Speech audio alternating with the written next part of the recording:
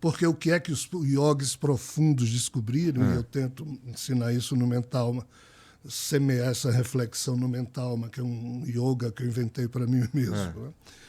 Quando vem essa primeira enxurrada, e assim são 400 bilhões, B de bola, 400 bilhões de bits que a cada milésimo de segundo entram por esses dendritos todos no cérebro, mas o nosso cérebro, em um segundo, só consegue decodificar 2.000 informações desses 400 bilhões.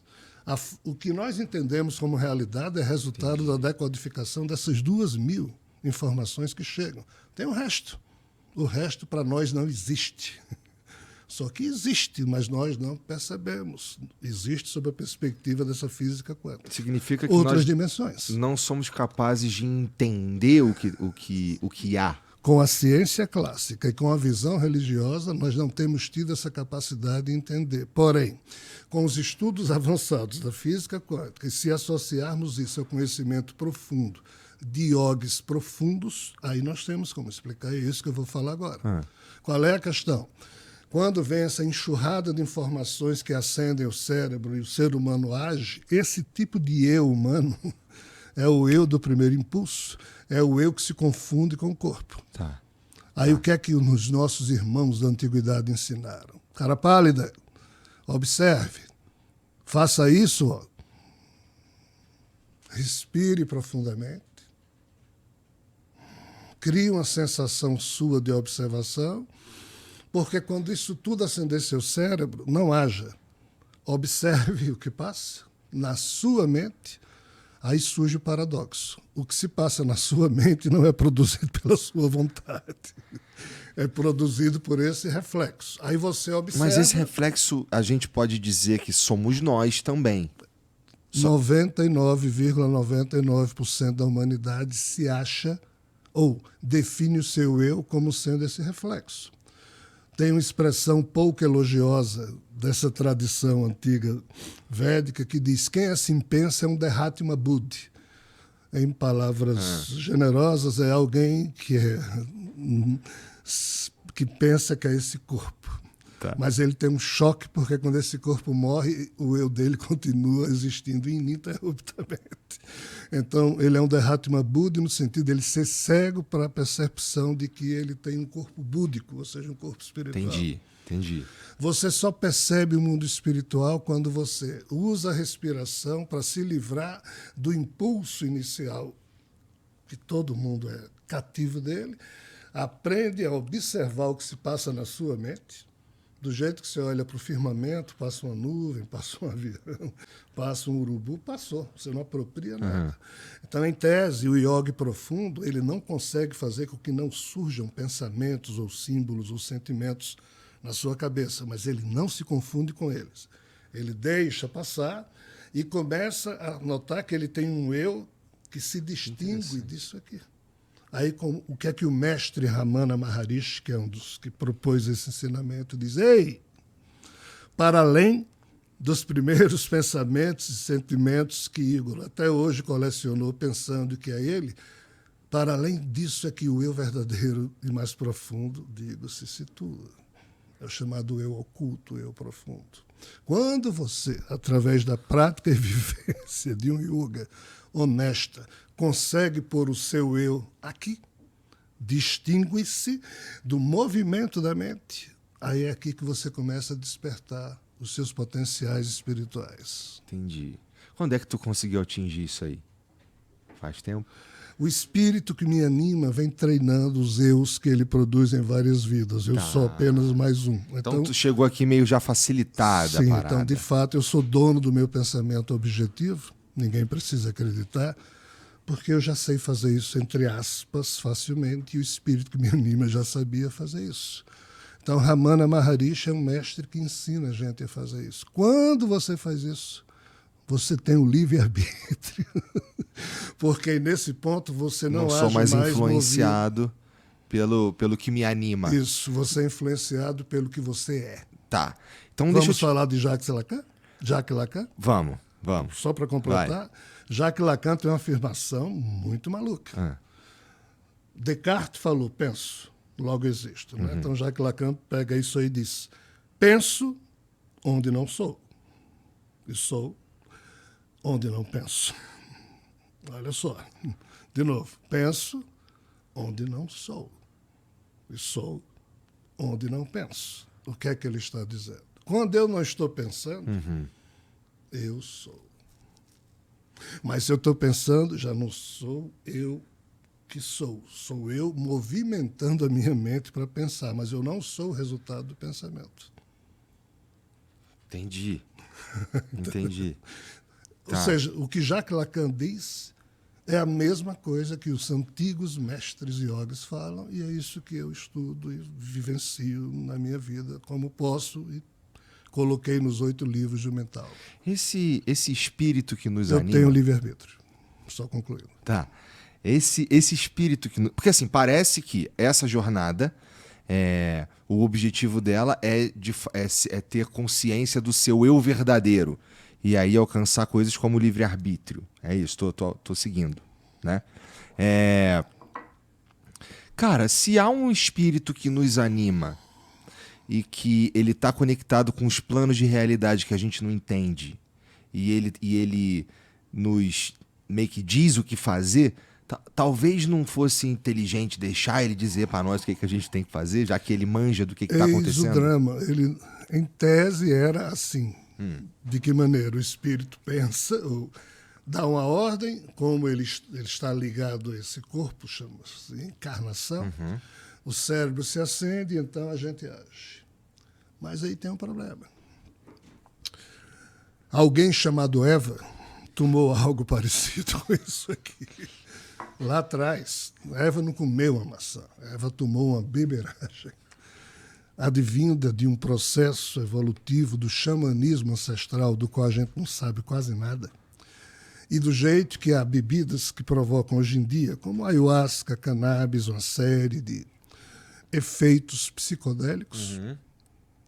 Lá atrás, quando Eva tomou uma beberagem dessa, ela destravou, ela desbloqueou certas travas, lacres do nosso genoma. Mas Eva já usava o mesmo equipamento que nós? Eu quero dizer, o corpo dela... Os 28.869 genes que ela tinha é exatamente igual ao seu e o meu, e já tinha o gene FOXP2, que é o gene da racionalidade. Só que estava tudo travado. E Adão e Eva, portanto... Por quê? Porque a gente era meio pet... Meio retardado. Tá, mas a gente era o cachorrinho. Nós éramos os animais de estimação dos deuses, segundo as mitologias. Entendi. E Eva e Adão então romperam com isso. Então eles são heróis. Sim. Tá. Só que antes disso tem outras heroínas, chamada Lilith, tem outra heroína chamada Pandora, que é uma outra mitologia. Tá? Então, quando você fala de Adão e Eva, você não está falando necessariamente do início da humanidade. Tem coisa antes. Não tem. Nossa. Adão e Eva é o início de como a história, sob a ótica judaico-cristã, contou o mito da criação, copiado da linguagem dos sumérios, que contaram isso primeiro do que os hebreus. Entendi. Bom, porque assim, se você for ler a Bíblia, como você deve ter lido bastante na escola, pouco antes de Adão e Eva, a Terra era sem forma e vazia, né? Na Bíblia. Na Bíblia. Mas assim... depende também, inclusive, da versão da Bíblia que você tenha. Porque a Bíblia diz assim, que houve um tempo em que existiam na Terra filhos de humanos e filhos de deuses. Os filhos de humanos em tudo eram iguais aos seus pais. Mas os filhos dos tais deuses, sim, estes tinham uma parte do seu sangue, a gente hoje chama código genético, de uma mãe terrena, mas um ser de fora teria tido relações ou manipulado alguma inseminação.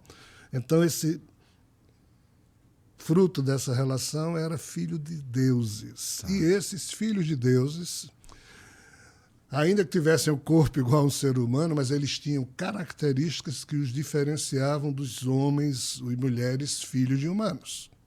E qual é o primeiro filho de Deus, entre aspas, o filho de extraterrestre ou de extrafísico, que a Bíblia cita? Adão. Então, Adão não foi o primeiro humano nos termos em que a religião conta. Adão foi o primeiro protótipo. da história contada pela Bíblia de interferência de seres de fora na linhagem humana. Tá. Então, quando você vê aquela relação Adão, Sete, Enos, Cainã, Malalahel, Jared, Enoque, Matusalém, Lameque, Noé, por que a Bíblia faz questão de citar essas figuras? Porque todos eles viveram 700, 800, 900 anos, eram muito mais inteligentes que os outros humanos e tinham uma capacidade física, blá, blá, blá, blá, blá, blá. O que é isso? É a influência dessa genética não humana que foi inserida nessa linhagem de Adão e Eva. Isso na mitologia judaico-cristã. A pergunta é, por que é que isso foi feito na linhagem que viria a dar no povo hebreu e no povo judeu? Segundo as fofocas mitológicas, nesse mesmo período, lá no sul da Índia, na tradição Kumari Kandã, Shiva, que era um deus concorrente de Brahma, que é o mesmo Javé, também estava cuidando de escolher uma linhagem humana que representasse a genética dele. Porque a humanidade, a Terra estava sob disputa. Dos deuses. Dos deuses, de como os realidades humanos diferentes. herdaram a Terra, e não era essa a perspectiva das notícias mitológicas, quem deveria ter herdado a Terra ou era Enki ou Enlil dos Anunnakis, ou Zeus, ou sabe-se lá quem, dos seres extrafísicos de um universo vizinho ao nosso. E tu sabe o que rolou, que ficou nós? Porque todos eles faliram e os Anunnakis criaram um problemaço. Está descrito no chamado Livro Perdido de Enki. Quando o clã de Enlil e o clã de Enki, os seus filhos que ficaram aqui na Terra, entraram em choque e terminaram explodindo 5 bombas no Vale de Sidim. E aí nós estamos falando da história de Sodoma e Gomorra na Bíblia, que foram destruídas por explosões que ninguém entende. Só que nos mitos da linguagem sumeriana, que depois foi substituída pela linguagem acadiana. Então, nos mitos que contam a história dos Nefelim, ou dos Anunnakis, são os mesmos seres, só que chamados na linguagem suméria Nefelim e na linguagem acadiana Anunnaki, mas na cultura pop, o Nephilim geralmente é o filho do anjo. É um filho de um anjo com um demônio, ou um filho de um anjo com um ser humano, alguma coisa assim. Essa cultura precisa refletir um pouco, simplesmente é só maravilha. Mas, né? Então, é toda uma história dessas figuras que brigavam disputando quem herdaria a Terra, e desde que eles explodiram essas bombas... O problema é que quando você explode bomba nuclear, cria-se no solo da região um tipo de vitrificação comum ao elemento químico que só existe na hora em que isso... E lá tem, foi lá onde, no Vale do Sidim tem. Foi isso que aconteceu com a... Como é o nome dela? Sara, que olha para trás e vira uma estátua de sal. É Sara o nome dela? É Sara. Tá. Tô em dia, ladrão, viu? Tu falou que eu manjava mais ou menos. Veja só, Abraão, a esposa Sara, eles foram procurados por seres de fora que disseram, nós vamos destruir Sodoma e Gomorra, blá, blá, blá. Aí Abraão tinha um sobrinho chamado Ló, que vivia, e tentou, mas se tiver gente justa, então a esposa de Ló é que virou estátua de sal, como se diz. Tá? Então, você tá falando, é que você falou assim, cara, os caras brigaram, estouraram as bombas ali. Mas o problema que foi, o vento nuclear, isso foi no Vale do Sidim, que fica na Palestina. O vento nuclear foi levado, a poeira nuclear foi levada pelo vento para a Suméria e acabou com as cidades dos Anunnakis. Aí os Anunnakis se ferraram, perderam as bases que tinham, por isso que não mais puderam dominar a Terra. Entendi. Aí sobrou para os humanos.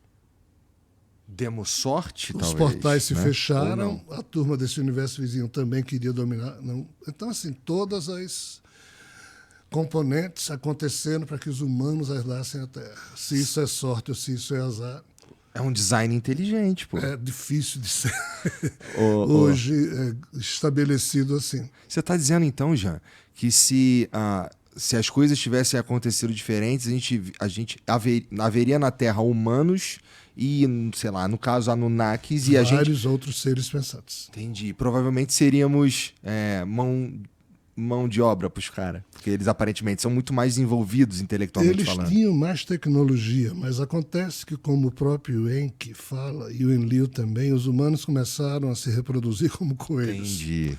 E eles, os Anunnakis, não conseguiam se reproduzir nesse mesmo padrão. Segundo, os Anunnakis têm um quê de retardamento mental. Ah, é? Eles são extremamente inteligentes no sentido de produção intelectual, tecnológica, Mais mas esperteza. no sentido de compreensão e sagacidade, não. E nós, humanos, temos toda a sagacidade. A gente inventa uma mentirinha. Eva desbloqueou tudo. Nós somos, segundo essa fofocada toda que me envolve, se está certo ou não é outra história, de tudo que foi criado até hoje, 13,8 bilhões de anos da história universal, nós, os humanos, frutos desse acidente e de outros incidentes, terminamos desbloqueando todos ou boa parte dos códigos e travas e lacres que a tal Trimurti, Brahma, Vishnu e Shiva só criavam espécies com esses lacres e travas para que eles manter pudessem controlado. controlar. E por isso que Javé e os demais deuses ficaram pé da vida com Adão e Eva, porque eles desbloquearam isso. Aí, como eles não mais tinham controle automático no campo da genética, eles descobriram uma outra forma de controlar os seres humanos. Aí aqui entra a tese da mente bicameral de Julian Jaynes, que é um psicólogo, filósofo estadunidense, que no ano 1976 publicou um livro chamado A Emergência da Consciência no Ocaso da Mente Bicameral.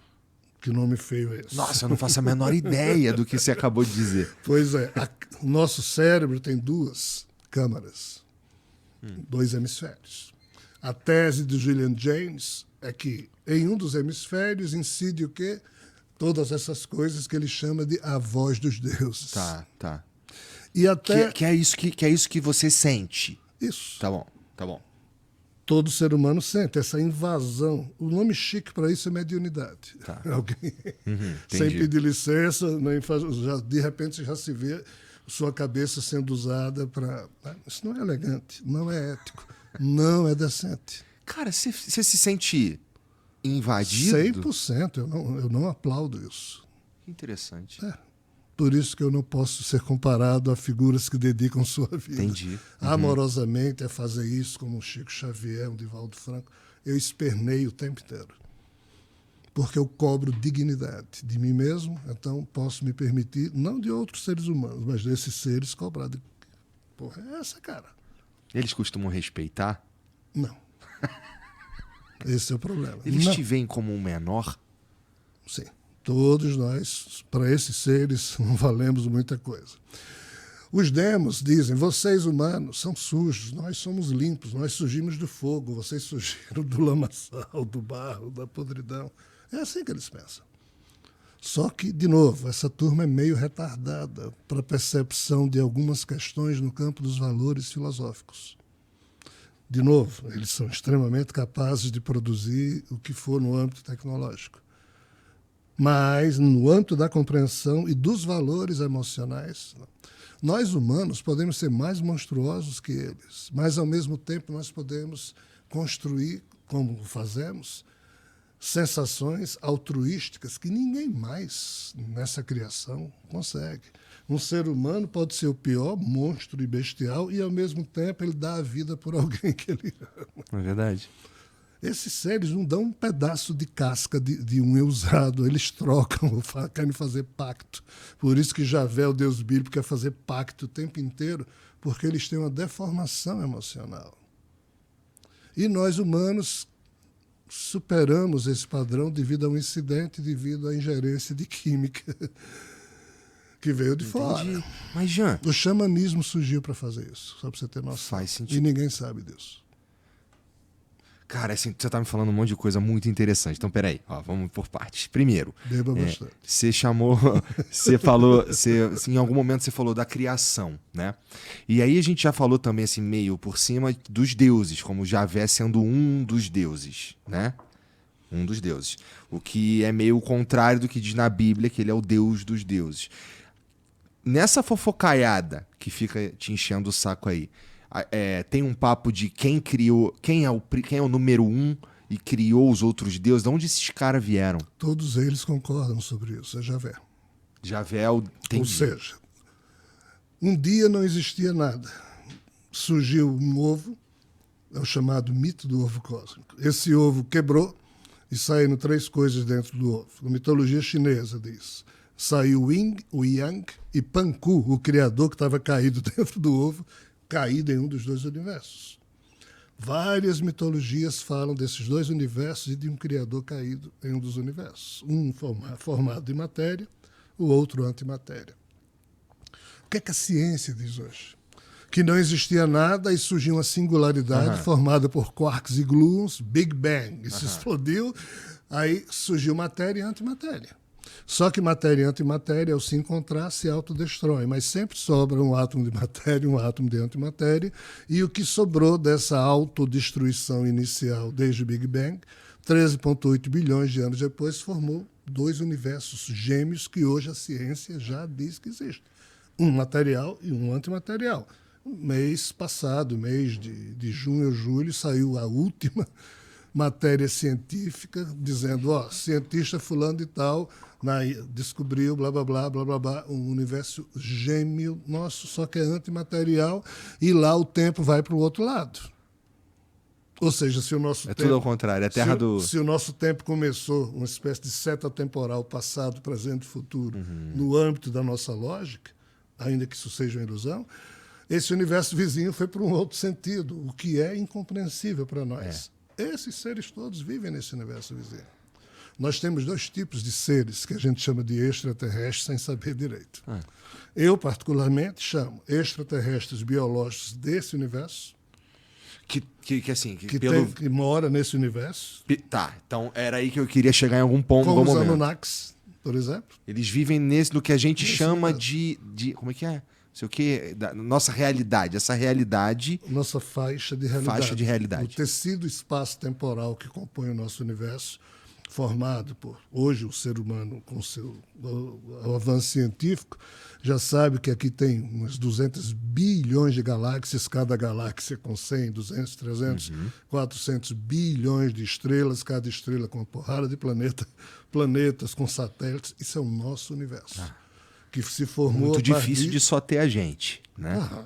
Se formou a partir do elemento hidrogênio, que foi se juntando com outro elemento hidrogênio, criou massas de gases, surge estrela, ou seja, esse é o nosso universo. Esse universo vizinho não tem nada a ver com isso. Parece uma casa de maribondos formada por locas, na linguagem sânscrita, ou genos, na linguagem grega, que corresponderiam a moradas, e em cada morada dessa tem um ser que mora lá e pensa que é um semideus ou um arconte, e eles disputam entre eles. Mas todos reconhecem que quem criou essa confusão desses 2 universos era um ser que existia antes e que caiu em um deles, e em caindo ele se reconstruiu, e é esse ser que a gente chama de Javé, ou Brahma, ou Alá. Que é o Deus que é Supremo. O Criador caído, que não deveríamos chamar de Deus, porque não tem nada a ver com Deus. É mesmo? Só que eu venho do... Mas ele é um criador. Ele não. Ele é parte do ser que era um criador, que da periferia do paraíso resolveu criar o universo e se deu mal pra caceta e caiu nele. Nas palestras que eu faço, eu explico isso da forma como eles me explicam. Isso está além de tudo que foi informado até hoje à humanidade. Se está certo ou está errado. Por isso que eu digo, eu não sei se está certo.